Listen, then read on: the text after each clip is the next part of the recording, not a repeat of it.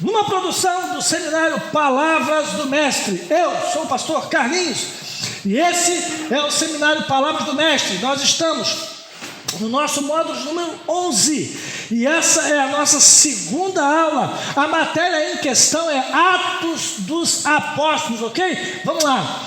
Lembrando sempre que esse curso tem a sua modalidade EAD, ensino à distância. Para você que por algum motivo não pode estar aqui, nós levamos o seminário até você. Bem, nós vimos na semana passada o que nós abordamos, a relação entre o Antigo e o Novo Testamento. O Antigo Testamento. Fala. Mais alto, o Antigo Testamento. Traz a sombra. O Novo Testamento. A realidade. Se eu mostrar uma sombra para vocês e perguntar a cor do cabelo, a cor das unhas, a estatura, se é macho ou fêmea, você não sabe. Mas quando você vê a pessoa, você pode dizer tudo isso, não é isso? Então, o Novo Testamento é a figura, o Antigo Testamento é apenas a sombra, ok? A importância da historicidade do livro de Atos, as qualificações do autor, quem escreveu?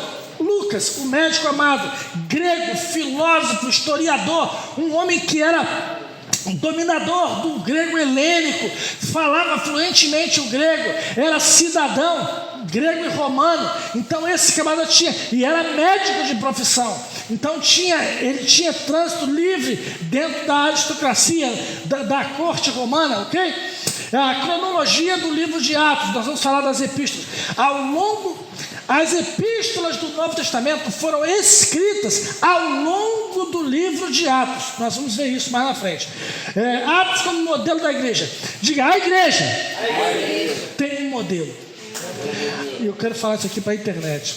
Apesar de hoje nós termos uma multidão de igrejas diferentes, a igreja para todos os gostos, salgado, doce, alto, baixo, magro, gordo, todo tipo. Há várias denominações, né? Há muita divergência e até dentro das denominações também há divergências, mas nós temos um modelo. Para você que anda confuso, para você que já está há algum tempo na casa de Deus e você já passou por uma, por duas, por três, por mais, e você está confuso porque o que antes não podia, agora pode, o que antes não se fazia, agora se faz, e é toda essa transformação, e algumas igrejas já parece que nem são mais igrejas, parece mais uma, deixa para lá. O que importa é que você tem que saber que na Bíblia Sagrada, o nosso livro de fé e prática tem um modelo, e o modelo da igreja cristã está em Atos dos Apóstolos. Leia Atos dos Apóstolos, você vai ver a igreja, a única e verdadeira igreja apostólica, onde os apóstolos eram os ministros de Deus para levar o evangelho, para batizar o povo, para doutriná-los, para escrever os fundamentos da igreja. E os desafios do cristianismo do primeiro século, diga, no primeiro século, a recompensa não era casa, carro, salário, bens, era a vida eterna.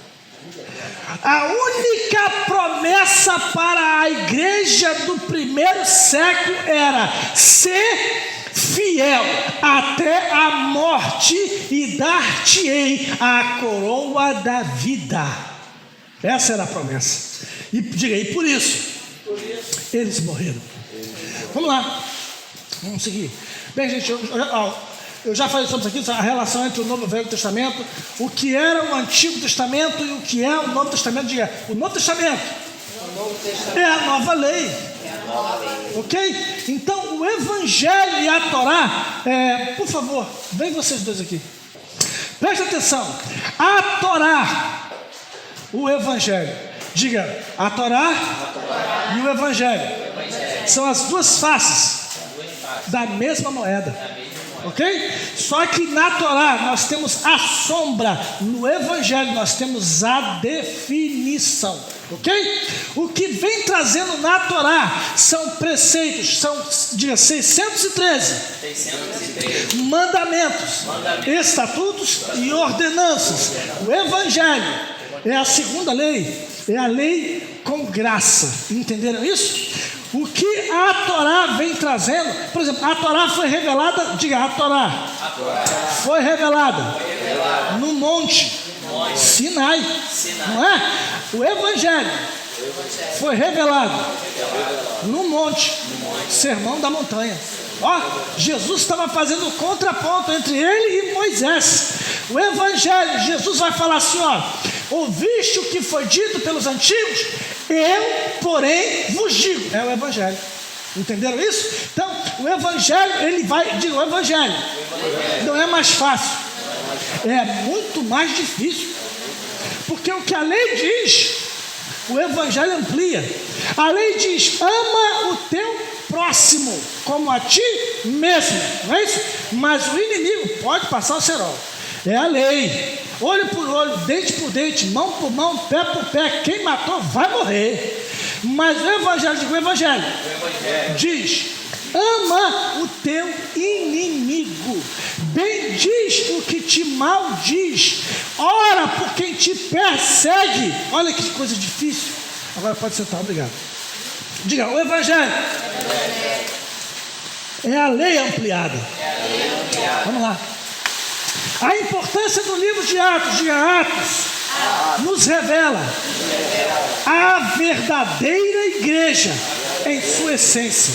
Atos dos Apóstolos nos mostra o que era exigido da igreja primitiva: renúncia, risco de morte e a recompensa no céu.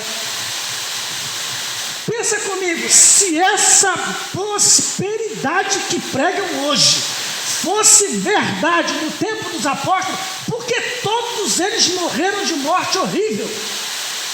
Porque os primeiros, eles eram os apóstolos do Cordeiro, era para todo mundo ter cobertura, não é isso? Casas grandes no centro de Jerusalém. Mas não, nem casa eles tinham. Diga, o Evangelho não oferece coisas temporais, mas recompensas eternas. É isso aí. Diga, a língua grega aliada às estradas romanas possibilitaram que o Evangelho chegasse às nações. Olha que coisa linda. Vamos lá. Sim, diga comigo, Atos dos Apóstolos vai mostrar a ação do Espírito Santo através dos apóstolos. Diga, não somos nós. A gente é só o barro que ele usa. Ok? É ele quem faz. Porque, diga comigo, porque dele. Fala, gente. Porque dele, por ele e para ele são todas as coisas. Glórias, pois, a ele eternamente. Amém. Vamos lá. Agora nós vamos entrar na aula de hoje. A ascensão de Cristo. O início, o prólogo do livro de Atos dos Apóstolos, ok? Como começa?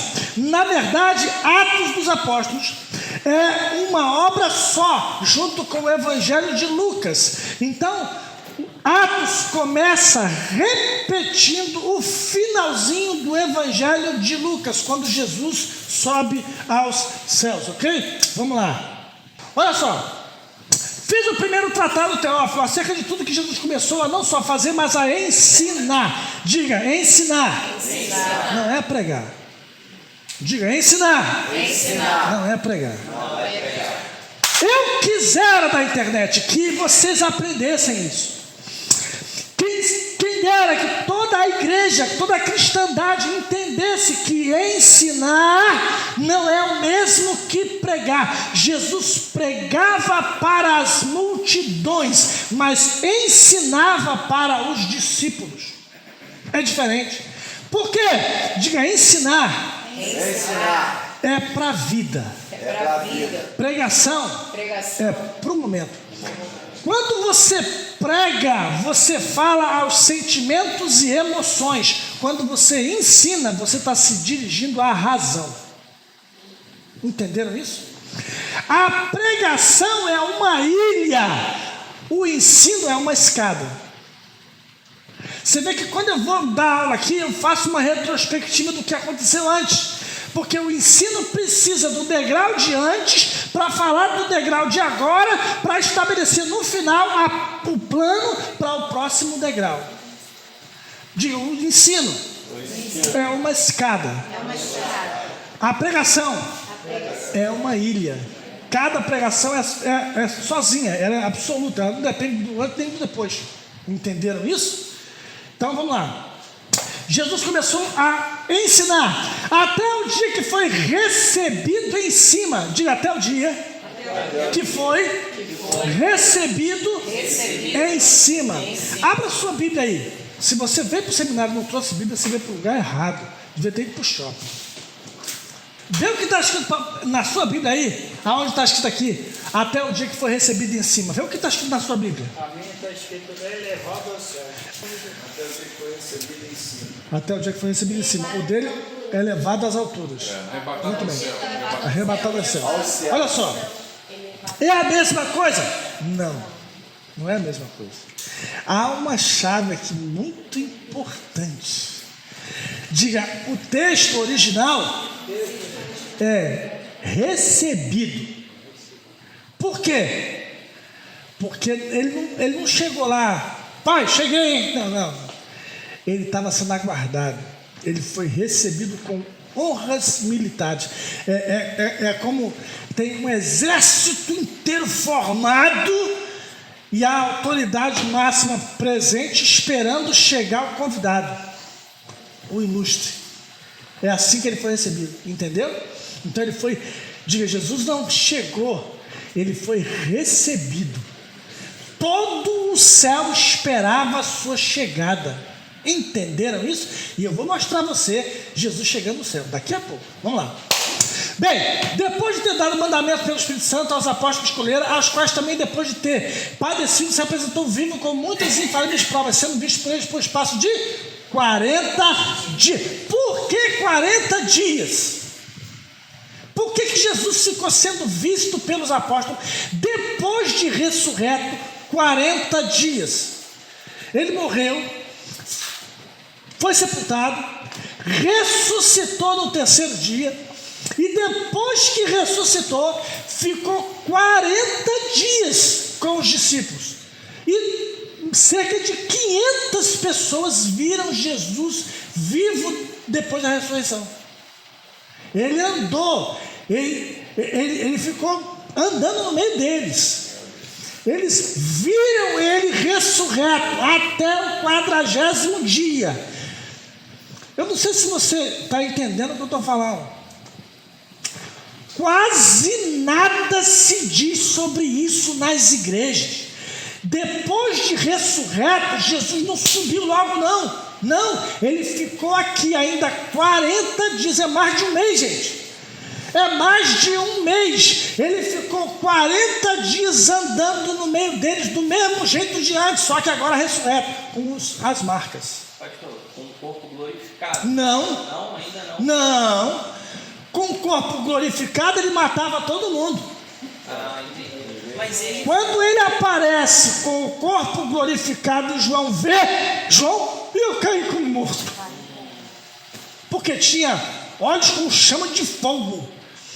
O cabelo era como lã branca. Os pés como latão reluzente. Uma couraça. Aí, João, meu Deus. Aí Deus, não, levanta aí, eu tenho coisa para te revelar. Entendeu? Agora eu vou conjecturar, tá legal? Agora eu vou sair da Bíblia e vou conjecturar. Acredita-se, alguns teólogos acreditam que este corpo que Jesus estava depois da ressurreição é o mesmo corpo que Adão e Eva tinham no jardim. Embora de carne e osso, mas nada o impedia. É um corpo espiritual, mas que tem carne, que pode ser pego, que pode ser tocado, pode comer. Entendeu?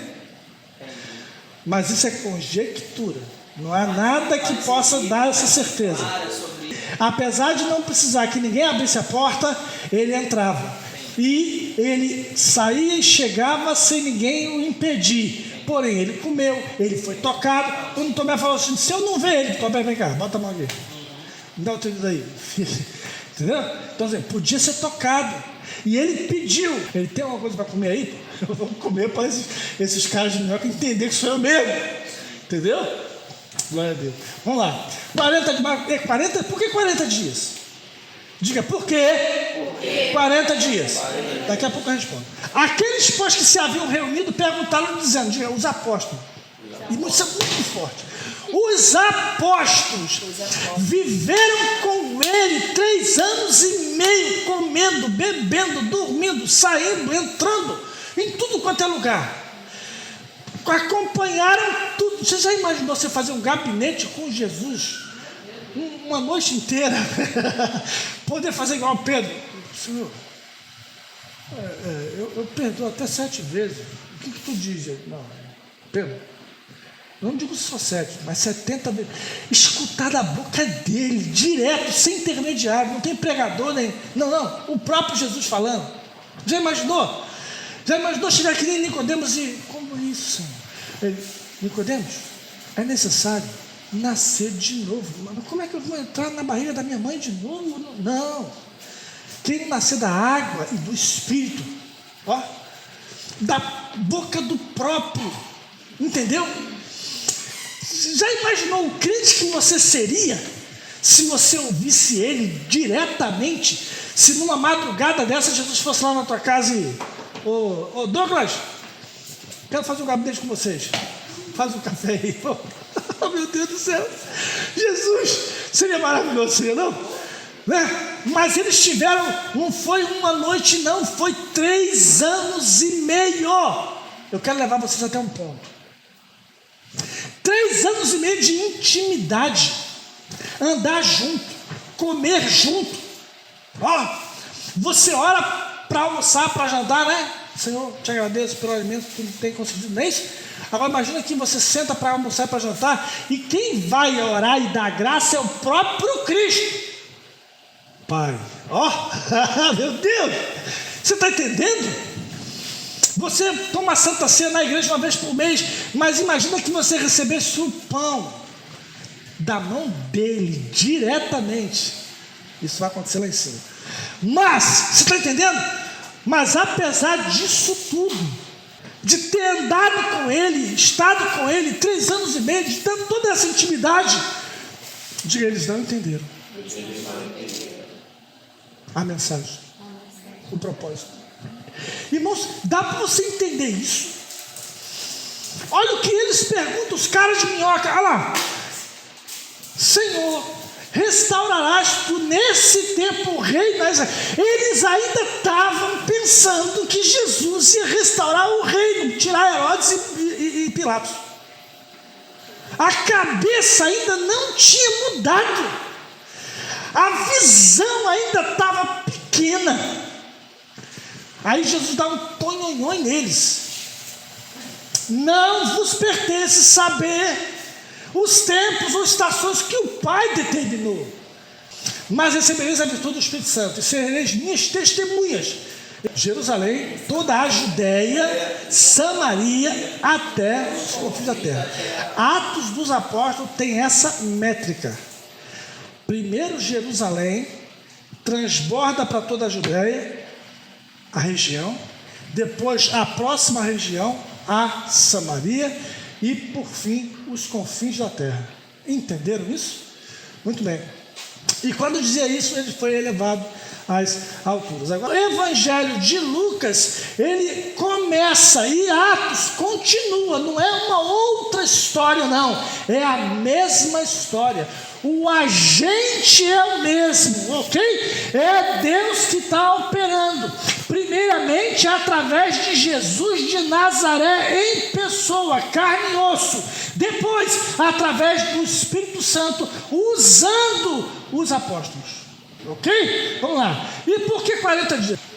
Jesus apareceu ressurreto durante 40 dias. Depois subiu e eles ficaram orando, aguardando a promessa por 10 dias, somando 50, que culminou na festa de Pentecostes. Isso remonta à peregrinação de Israel do Egito ao Monte Sinai.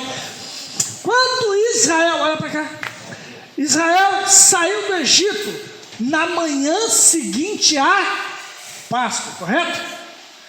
Diga, a Páscoa aconteceu na noite da morte dos primogênitos no Egito, né?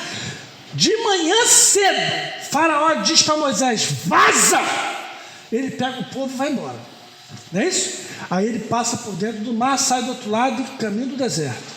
Eles caminham no deserto 49 dias, 48, e chegam no Sinai, no Monte Sinai. Parou. E aí Deus fala: Moisés, santifica o povo 3 dias. Ninguém toca em mulher, ninguém faz nada. E jejum, viu? Homem, mulher, criança e animal.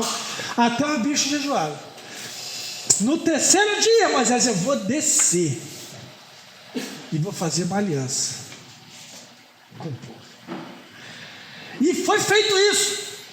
No 3º dia, diga, no 3º dia, lá vem Deus. Diga, Pentecoste. Na verdade, é o dia da aliança, o dia do casamento. Diga, Israel é a esposa de Deus, a igreja é a noiva de Cristo. O casamento de Deus com o povo aconteceu no Sinai. O nome desse dia é Pentecoste. Entendeu? Deus desce, casa com o povo, faz aliança. Imagina Deus para casar com o povo. Lá vem Deus no 3º dia, vestido de raios, trovões e relâmpagos. E com a voz de muitas águas: Israel. Quando o povo ouviu, o povo se escondeu. Moisés, vai tu falar com Deus e você fala com a gente não quer ouvir Deus não, a gente vai morrer. Aí Moisés falou: Senhor, o povo está com medo, eles não querem ficar ouvindo tua voz, eles pediram para o Senhor falar comigo, e eu falo com eles. Diga, lá vai Deus. Primeiro lá vem Deus, né? Depois lá vai Deus embora. Aí Deus fala: Moisés, sobe.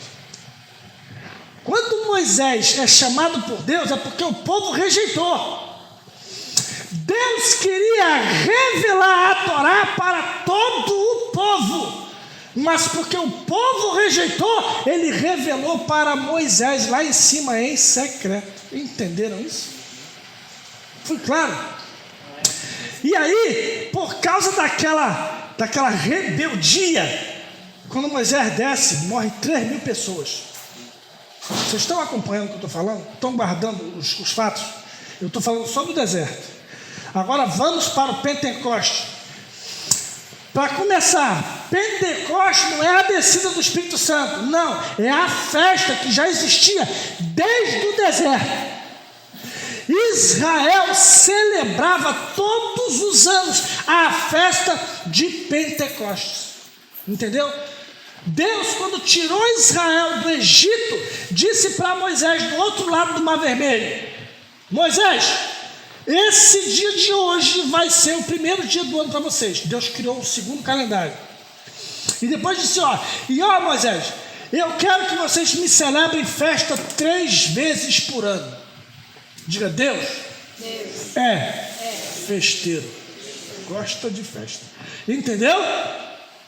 E uma dessas festas era o Pentecoste. Era a Páscoa, Pentecostes e Tabernáculo. Diga, Páscoa, a morte do Cordeiro. Pentecoste, quando Deus desce e traz a revelação da palavra. E Tabernáculo, diga, tabernáculo, quando Deus habita com o povo. Entendeu? Muito bem. No Pentecostes, no dia de Atos 2, era a festa dos 50 dias, a festa da Shinkat Torá, a entrega da Torá. Entendeu? Lá no deserto, quando Deus desceu. Entendeu? Nesse dia, o que aconteceu lá no deserto? Deus veio fazer uma aliança, não é isso? Agora, Deus veio no Espírito Santo fazer essa aliança. Lá no deserto, Deus veio morar dentro de um tabernáculo. Agora Deus veio morar dentro das pessoas. A pessoa é o próprio tabernáculo. No deserto morreram 3.000 pessoas por causa da irreverência. No dia de Pentecostes, quando o Espírito Santo desceu, foram salvas 3.000 pessoas. Vê como Deus está reescrevendo a história. Deus está fazendo tudo outra vez, de outra maneira. Diga, Deus, repete a história em um final diferente. Você vai encontrar isso várias vezes na Bíblia. Deus reescrevendo a história. Entenderam isso?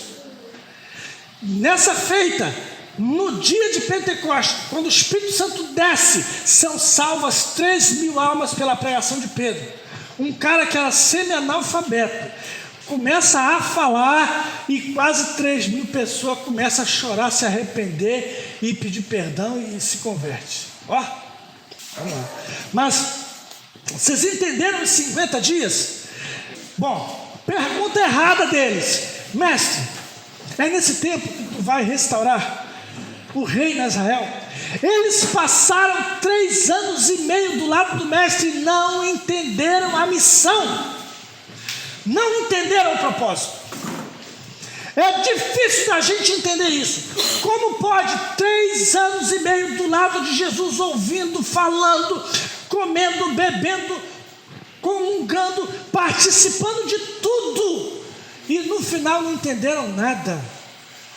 Aí ele está ressurreto com a marca dos cravos, e eles vão perguntar: é agora que o Senhor vai tirar Herodes e Pilatos, restaurar o reino de Israel?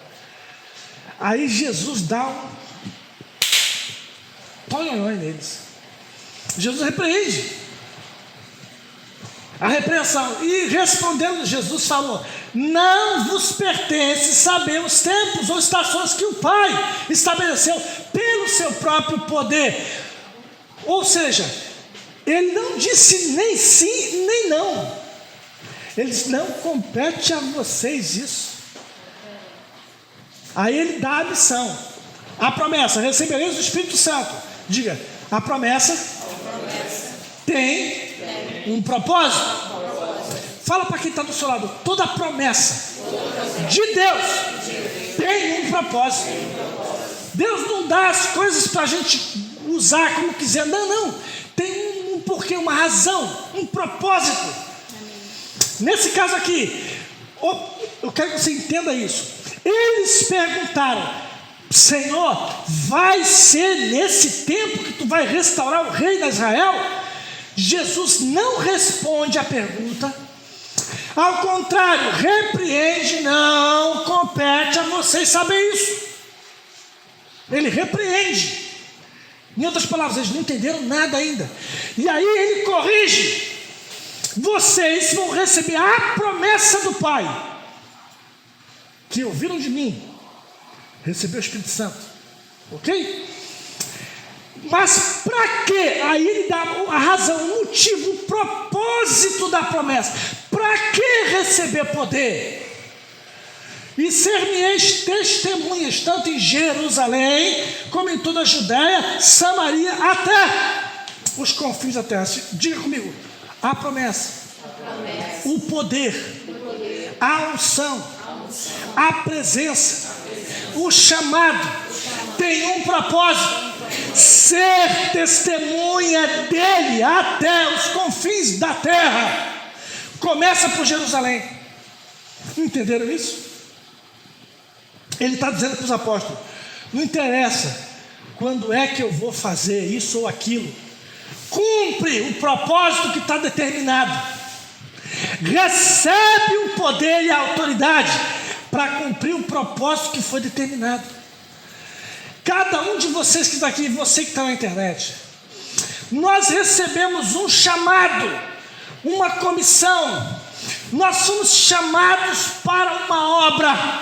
Como diz as Escrituras, nós recebemos até títulos. A Bíblia diz: vós sois a geração eleita, o sacerdócio real, a nação santa, um povo de propriedade exclusiva de Deus. Para quê? Para que anuncieis as virtudes daquele que vos chamou para a sua maravilhosa luz.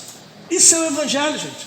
Diga, o propósito não é ganhar dinheiro, não é formar riqueza, não é angariar bens. Não, o propósito é difundir o Evangelho, é espalhar a luz, é ganhar as nações, é levar a salvação aos perdidos. Entenderam isso? Esse é o propósito. Tudo que nós tivermos de bênçãos por aqui são bônus. Afinal, Deus não fica devendo nada para ninguém. Mas o propósito de Deus são vidas transformadas. Amém. Nomes escritos no livro da vida. Salvação, transformação, transformar o perdido em salvo, o perigoso em alguém que não faz mal a ninguém, dar as boas novas do Evangelho, dizer à prostituta que ela pode ser limpa, ao marginal, ao assassino que ele pode ser liberto dos demônios e pecados, e trazer vida para quem já vive a morte aqui. Entenderam isso? Vamos lá. Fiz o primeiro tratado ao Teófilo acerca de tudo que Jesus começou, não só a fazer, mas a ensinar, até ao dia em que foi recebido em cima, depois de ter dado mandamentos pelo Espírito Santo, e estando com os olhos fitos no céu, enquanto ele subia, eis que junto deles se puseram 2 homens vestidos de branco, os quais lhes disseram: Homens galileus, por que estáis olhando para o céu? Esse Jesus que dentre vós foi recebido em cima no céu, há de vir assim como para o céu o vistes ir. Então voltaram para Jerusalém, do monte chamado das Oliveiras, o qual está perto de Jerusalém, à distância do caminho de um sábado. E entrando subiram ao cenáculo. Todos estes perseveravam unanimemente em oração e súplica. Eu falei ainda há pouco da ascensão, não foi? Nós falamos aqui no início do texto, que diz, foi recebido no céu. Aí o outro diz que ele subiu aos céus, é isso? Você leu? Subiu aos céus, né? Mas o texto correto foi recebido, porque esse recebido, o texto original é assunto, ou seja, ele foi recebido com honras, ok? Quando os apóstolos estão vendo Jesus subir ali, você tem 3 passagens bíblicas que vão falar do mesmo momento. Entendeu? João vai ver de novo. João estava lá. Ele viu Jesus subir junto com os 11. Não foi? Mas João vai ver isso acontecer no céu. Ele é o único que vai ver o mesmo fato 2 vezes. A gente tem uma ideia errada de profecia. Diga, profecia. Não é a predição do futuro. A gente tem isso na nossa mente. Profecia é prever o futuro. Não. Diga, profecia. Profecia é revelar o oculto, que pode estar no passado. Entendeu? Por exemplo, quando Moisés sentou para escrever Gênesis, isso foi muito antes dele. Ele escreveu alguma coisa da eternidade. No princípio criou Deus os céus e a terra. Bereshit bara Elohim het hashamai. Ele vai falar de coisas que nenhum homem existia ainda, nem Adão. Diga, isso é revelação. Profecia. Diga, profecia. É a revelação do oculto e não do futuro. Pode ser do passado. Entendeu? Quando João é levado para a ilha de Patmos para escrever o Apocalipse, Deus tira João do Cronos e coloca ele no Kairos, o tempo de Deus. Ele sobe o plano eterno. E ali ele vai no passado e no futuro. Primeiro ele vai no passado. ele vai ver Jesus chegando. Ele viu junto com os anjos, junto com os 12, Jesus subindo, não é? E os anjos disseram: para de olhar para o céu, está perdendo tempo, né? Agora, João, no Apocalipse, capítulo 5, ele vai estar no céu, vendo Jesus chegar. Ele viu ele sair daqui e ele viu ele chegar lá. No Salmo 24, Davi vai falar de Jesus no caminho. Diga, 3 câmeras. Uma embaixo, mostrando Jesus saindo da terra. Outra no meio, mostrando Jesus indo para o céu. E a terceira no céu, mostrando Jesus chegando lá. Que coisa linda! A primeira câmera, os apóstolos estão vendo Jesus subir. Ele vai falando: ide por todo mundo, pegar o evangelho a toda criatura, aquele que crê e for batizado será salvo. E ele vai subindo. Eles estão ali na terra, vendo Jesus subir, ok? No Salmo 24, no versículo 7, Davi vai falar dele no caminho. Jesus está indo e ele não está sozinho. Lembra que o texto vai dizer: e ele, descendo as partes mais baixas da terra, levou consigo cativo o cativeiro, não é? Então ele levou todo mundo que estava lá, de Adão até ele, subiu com ele, entendeu? E ele vai, e aí os anjos, os portais eternos estão lá e falam: quem é que vem aí? E eles, a multidão que vai com ele, vai dizer: levantai-vos, ó portais eternos, pois entrará o Rei da Glória.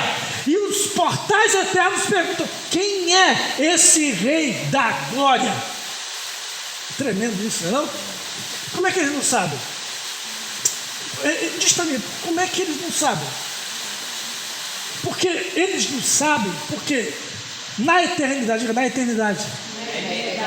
Cristo estava no seio do Pai.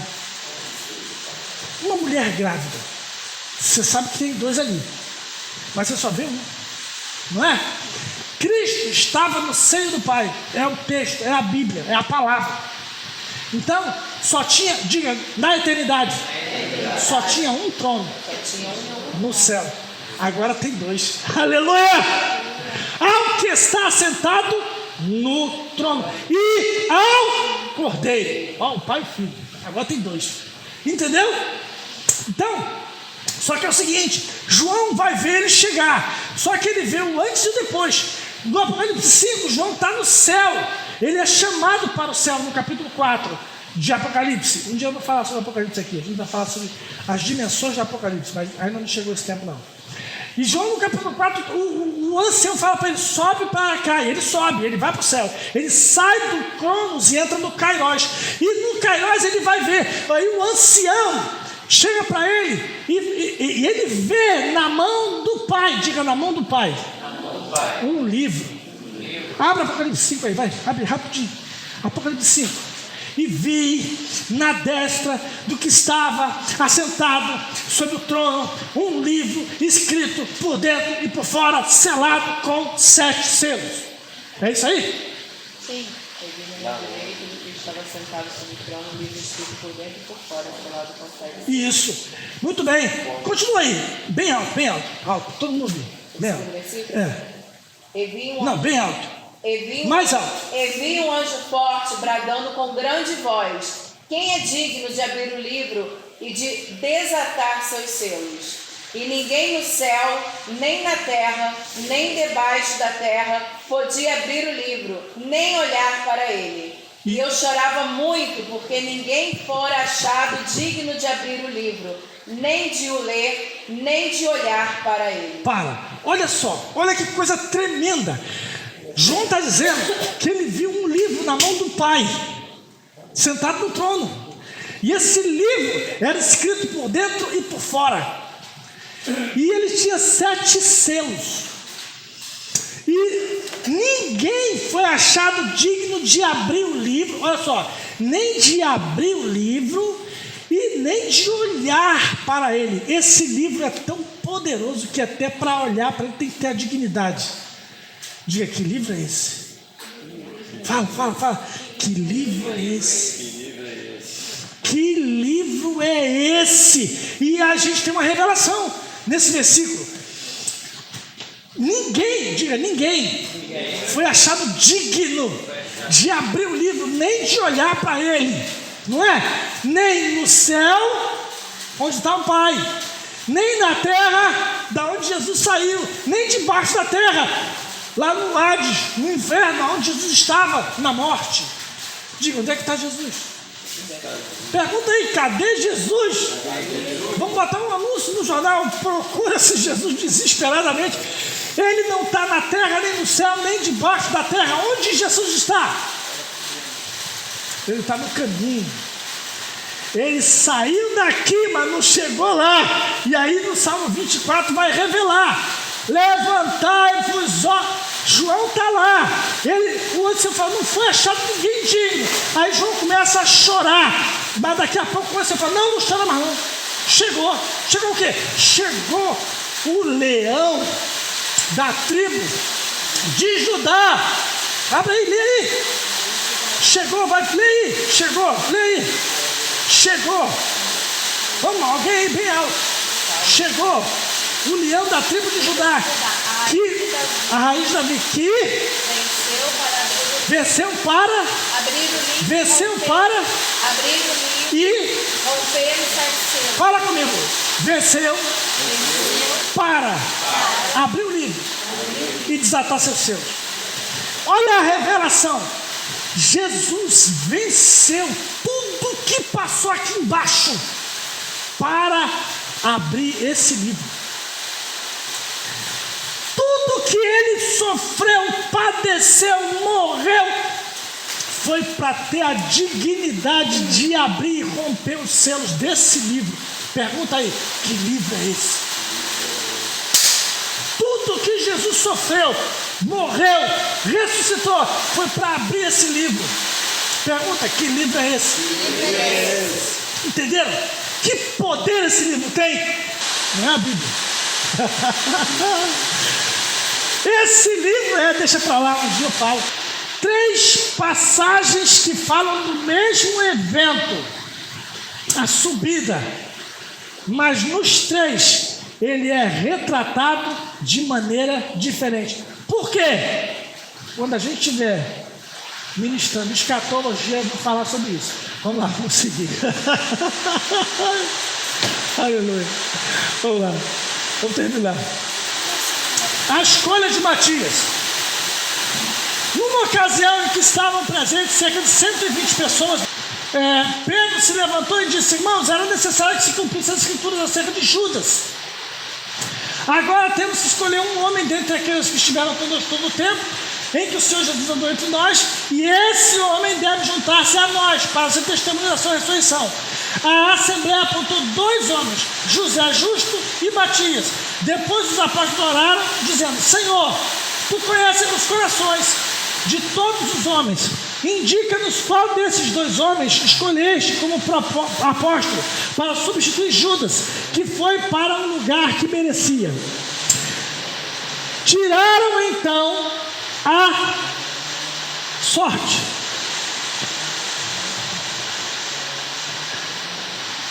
Tendo estas caído sobre Matias, que passou a ser contado como apóstolo como os outros 11.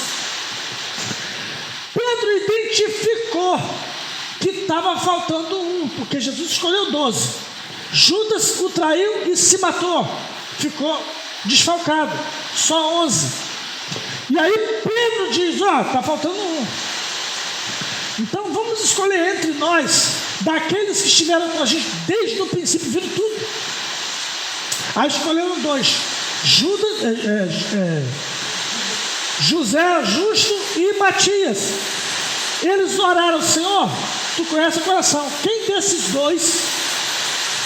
E jogaram a sorte. Aí a pergunta que não quer calar: Matias é o 12º apóstolo? Essa escolha tem um referendo do Espírito Santo? Porque você vai ver no texto que Deus não fala nem sim nem não. Ele nem aprova nem desaprova. Não tem uma linha dizendo o apóstolo Matias. Não tem. Não tem um milagre feito por Matias. Não tem uma obra que a gente possa ler que Matias fez. Não tem nenhum mover do Espírito Santo que envolveu Matias. Não tem na Bíblia nada falando depois disso do nome Matias.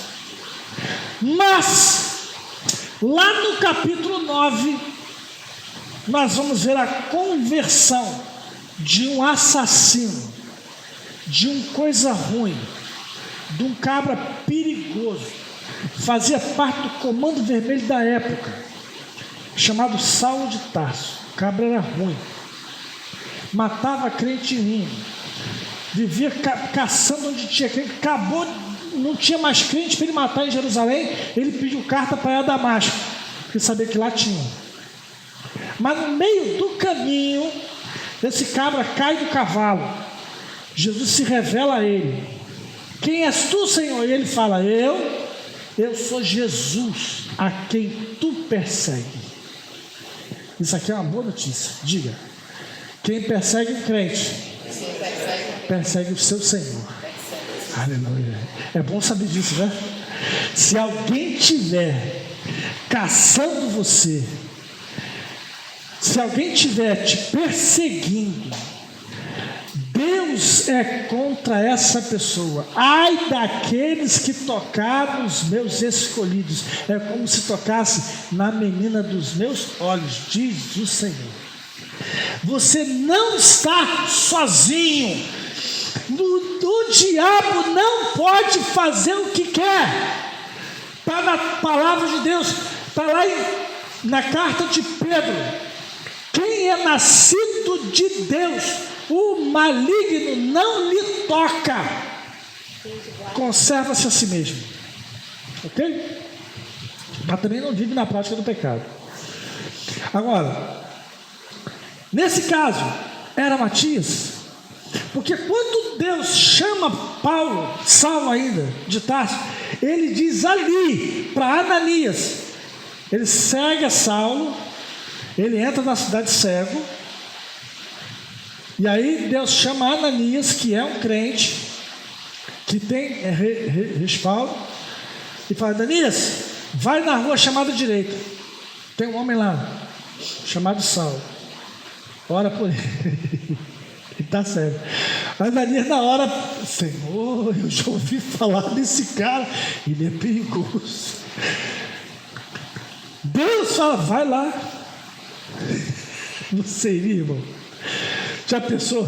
Deus mandar você e há uma pessoa que você sabe que é barra pesadíssima e que tu nunca viu, para você levar uma palavra da parte de Deus, e você sabe que ele, meu Deus do céu, é difícil, mas Ananias foi. E Deus diz para Ananias uma coisa: este, apesar de ele ser tudo isso de ruim, é um vaso escolhido por mim para levar o meu nome diante dos reis e dos grandes em Israel. Ó, e Paulo foi chamado apóstolo dos gentios. A gente vai ver na vida de Paulo marcas do apostolado, mas isso não existe na vida de Matias. Não há nada que referende o seu apostolado. Eu não estou dizendo que ele é, e nem estou dizendo que ele não é. Eu estou mostrando a vocês que nós temos um texto onde eles jogam os dados e eles escolhem alguém para substituir Judas. Mas deve-se levar em consideração que quando isso aconteceu, diga, o Espírito ainda não havia descido. Será que depois do dia de Pentecostes, se eles fossem fazer isso, fariam do mesmo jeito? Porque qual é a prática da igreja? Vamos orar para Deus dizer quem Ele quer. Não é assim? prática é essa de jogar sorte? Diga, a prática do judaísmo. No judaísmo era assim, era tudo escolhido por sorte. Foi assim que caiu a sorte sobre Acã. E Josué soube que ele que estava com a maldição. Entendeu? Foi assim que caiu a sorte sobre Zacarias, pai de João Batista, que o seu turno foi oferecer o incenso no templo. E aí o anjo falou com ele que queria ser pai. Jogando. Então essa prática era comum no judaísmo. Então o que a gente está vendo ali? A gente está vendo homens da nova aliança fazendo, usando, trabalhando, se portando como homens da velha aliança, usando princípios de outra aliança dentro do evangelho. Está ouvindo na internet?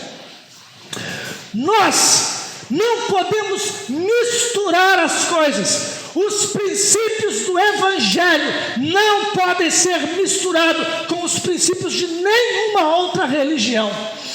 A palavra de Deus é imutável e inerrante. Nós temos que andar na palavra, cumprir a palavra, mas andando na nova aliança, os princípios e os valores do evangelho. A lei nos serviu de aio, mas é só isso. Nós hoje vivemos a realidade, a figura, a substância. A lei era apenas a sombra. Fique de pé. Dia de Pentecostes. Diga, 50 dias se passaram. Chegou o dia de Pentecostes, quando o Espírito Santo desceu. Semana que vem nós estaremos falando sobre o Pentecostes e o que aconteceu depois. Ok? Vamos lá. Quem não sabe, quem aprende, quem ensina, vive. Vamos em paz e não perde demais. Deus abençoe. Senhor Jesus. Pai Santo, Deus de poder e grande glória. Chegou a sua vez de realizar os seus sonhos a e tua fazer palavra. teologia. Invista no seu chamado. Esses irmãos que aqui Preparar para vieram o seu possam ministério. levar essa palavra em Estudar seus teologia corações. no seminário Sobretudo, Senhor, que nos levem Palavras do vivo Mestre. dentro deles. Maiores informações A no tua zap subida. E que o Senhor vai voltar. 982887125. Que nós possamos ouvir a voz Seminário dos anjos Palavras dizendo, do Mestre. esse Aqui, Jesus quem não sabe, que hoje aprende. subiu vai voltar da mesma forma, do mesmo jeito, com a mesma graça, com a mesma glória.